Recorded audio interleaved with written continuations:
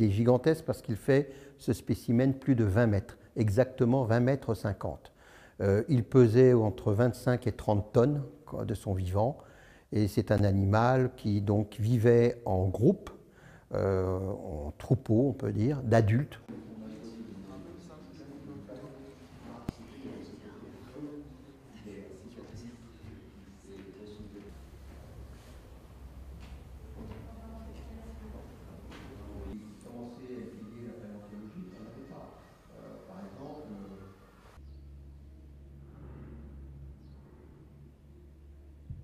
Vous ouvrez le squelette, vous aviez donc l'autre os qui apparaissait et ainsi de suite. Il était ce qu'on appelle en connexion, c'est-à-dire les os étaient les uns à côté des autres, jusqu'à ce qu'on trouve la tête, et la tête est complète à approximativement 50%. Ce qui est exceptionnel parce que la plupart des apatosaures ou brontosaurus, comme on disait anciennement, sont souvent composites. Par exemple, aux États-Unis, celui de New York est composé de mémoire de plus de 3 spécimens.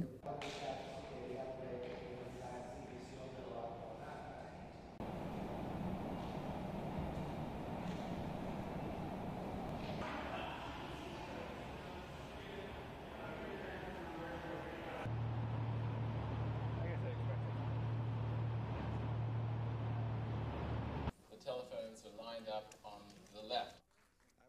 Yeah, I know. I just got a very nice here.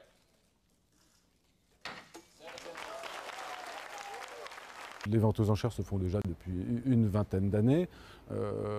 C'était médiatique seulement avec le T-Rex que tout le monde connaît. Et il y avait un marché où les prix c'était toujours à peu près la même chose. Et là, depuis environ 2 ans, les records se sont enchaînés. Sur les 10 plus gros résultats de vente aux enchères, 8 c'est sur ces 2 dernières années. Et voilà, typiquement Apex au mois de juillet qui multiplie par 10 son estimation, voilà, ça montre bien que le marché est vraiment...